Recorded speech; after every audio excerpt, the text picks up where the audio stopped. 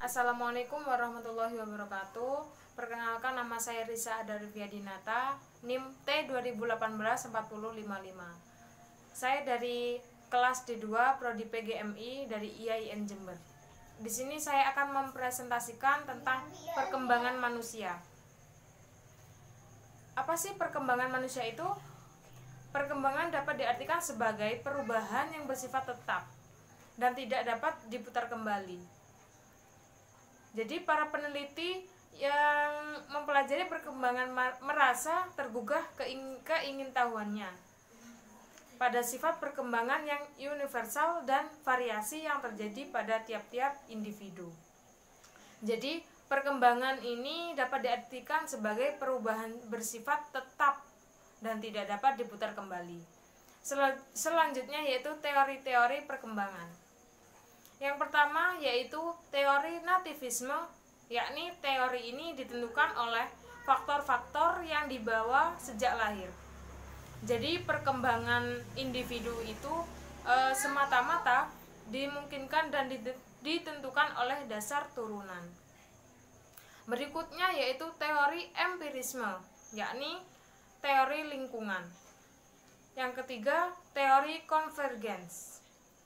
Selanjutnya, teori interaksionisme, yaitu perkembangan sepanjang waktu sebagai sebuah kemajuan tingkat. Ia percaya bahwa semua orang muda melalui 4 tingkat perkembangan kognitifnya. Selanjutnya yaitu teori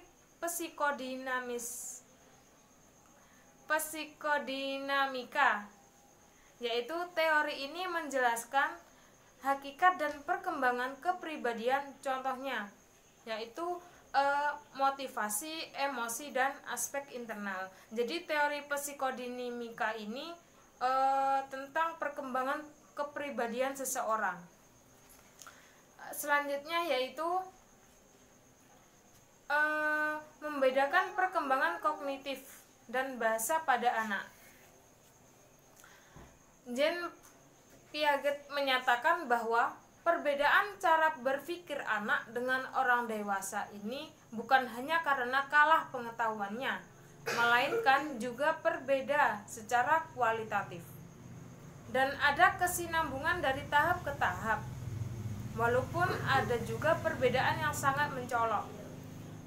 Yang disebut dengan tahap-tahap yaitu antara lain yaitu tahap sensori motor. Tahap ini sejak lahir sampai 2 tahun. Selanjutnya tahap praoperasional dari usia 2 tahun sampai 7 tahun. Selanjutnya yaitu tahap operasional konkret dari usia 7 tahun sampai 11 tahun. Yang terakhir yaitu tahap operasional formal dari usia 11 sampai ke atas. Menurut Jean Piaget ini, perkembangan bahasa pada anak pada tahap operasi merupakan transisi sifat egosentris ke interkomunikasi sosial. Selanjutnya yaitu menjelaskan perkembangan anak pada usia sekolah. Masa usia sekolah ini masa kanak-kanak.